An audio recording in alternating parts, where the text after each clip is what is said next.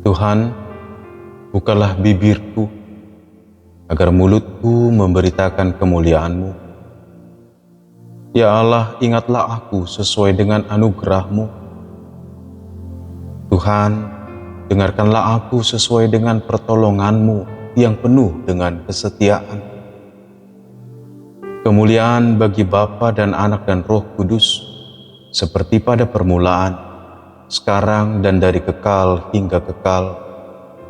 Amin. Haleluya.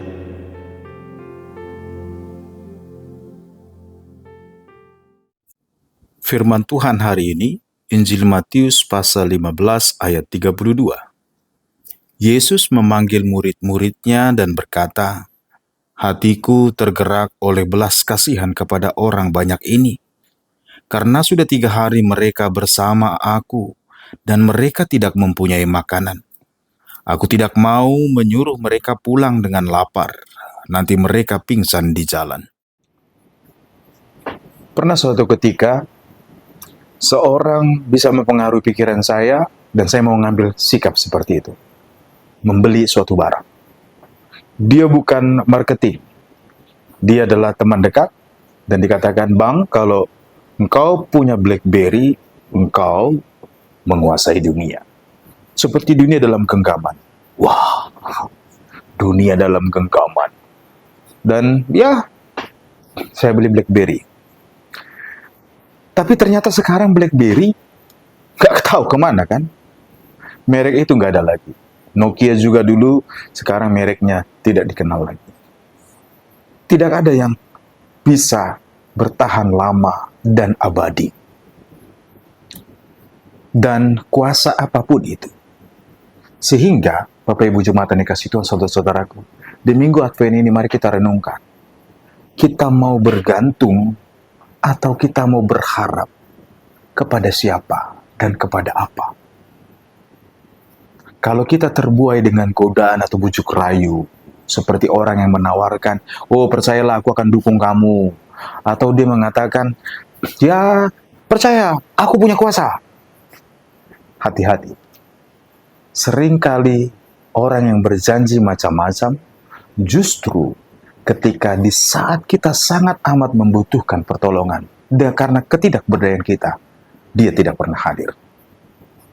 Oleh karena itu, Bapak Ibu Jemaat yang kasih Tuhan, saudara-saudara, di Minggu Advent ini mari kita renungkan, siapakah yang bisa diandalkan, dan dia benar penuh dengan kuasa, bahkan peduli dengan sungguh-sungguh pada kita. Jawabannya, Yesus Kristus Tuhan kita. Nas kita di hari ini mengingatkan akan hal itu. Yesus hatinya tergerak dengan belas kasihan, melihat orang banyak 3 hari mengikut Tuhan, yang dengan sukacita membawa bekal masing-masing. Makanan sudah mulai habis. Lalu, tetapi mereka tetap mengikut Tuhan, mau belajar, jiwanya dipenuhi dengan ingin mendengar suara Kristus. Dan Yesus dikatakan, "Hatiku tergerak oleh belas kasihan kepada orang banyak ini." Dan Tuhan mau memberi makan mereka dari apa yang ada. Disebutkan di dalam nas kita di perikop ini, ada 7 buah roti. Ya, 7. Dan ada beberapa ekor ikan kecil. Oh, ya, yang diberi makan hanya 4.000 orang. Berbeda dengan yang 5.000 orang. Dalam Injil Matius ada 2 peristiwa Yesus memberi makan. Dan 4.000 orang dan 5.000 orang. Yang ini adalah yang 4.000 orang. Ya, kalau peristiwa yang 5.000, Yesus memberi makan 5.000 orang laki-laki, lain laki-laki, perempuan, dan anak-anak, artinya lebih dari 5.000, itu dicatat dalam 4 Injil. Matius, Markus, Lukas, Yohanes. Tetapi yang 4.000 orang ini dicatat hanya dalam kitab Markus dan Matius. Bapak Ibu Jemaat yang kasih Tuhan, karena hatinya tergerak oleh belas kasih, oleh kasih yang besar.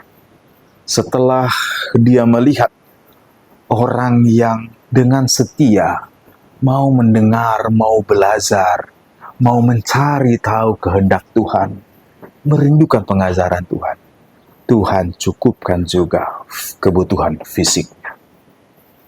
Artinya, jemaat yang dikasihi Tuhan, saudara-saudaraku, Tuhan Yesus adalah yang penuh dengan kuasa yang bisa diandalkan dalam kehidupan kita.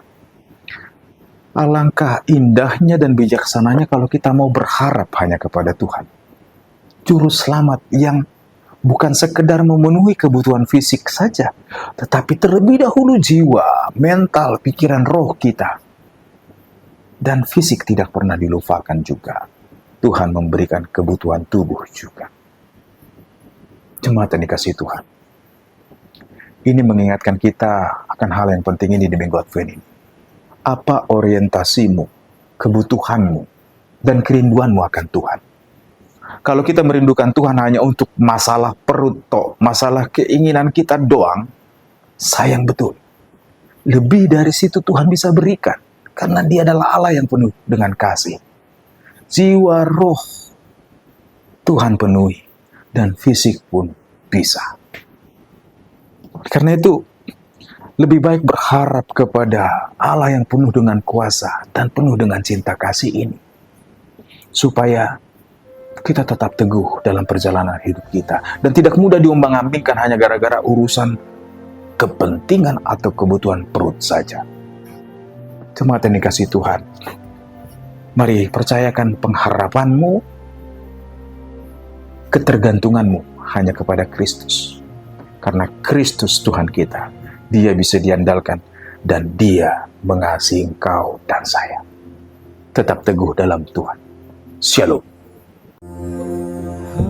Habosan ho Tuhan, ho tolongmu, dilas niro hati ki arsak pe